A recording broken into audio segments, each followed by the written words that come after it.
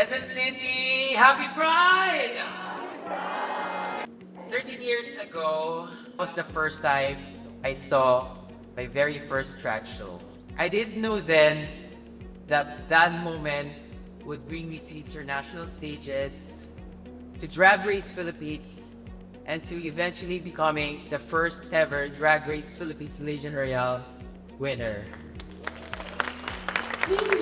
But more importantly, I didn't know na yun yung magtuturo sa akin ng very important lesson that happiness begins the moment you stop asking permission to be yourself. Napakaswerte ko kasi I grew up with very supportive family. Pero tulad ng marami sa atin, marami rin akong uncertainties. May tanong akong paulit-ngulit na binabalikan nung lumalaki ako. Natanggapit kaya ako ng mundo kung sino talaga ako? Drag combined with everything I love. Drama, storytelling, self-expression. So for the very first time, nakahanap ako ng space that I could fully be myself. Minsan pakiramdam ko, mas kilala ako ng tao kung paano nila ako napanood kaysa kung sino talaga ako. And honestly, that was painful. I began asking myself na kulang ba ako?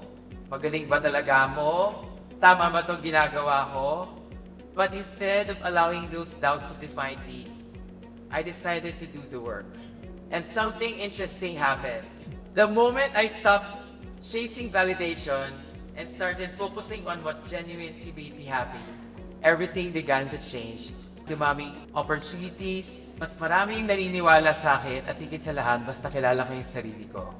But if I'm being honest, the crown was never the real victory. The real victory was learning that my worth was never determined by a competition, not by the television edit, not by a comment section, not by anyone else's opinion. The real victory was learning to take up space, to live authentically, express myself fully, and to find happiness, not in being accepted by everyone, but in finally accepting myself. Today, as we celebrate Pride, I want to leave you with this reminder. To truly shine, you do not have to outshine others. You do not have to compete for every opportunity. In fact, the brightest people I know are the ones who use their light to help others find theirs. Because when we stop competing for space and start creating space for others, we all shine brighter together.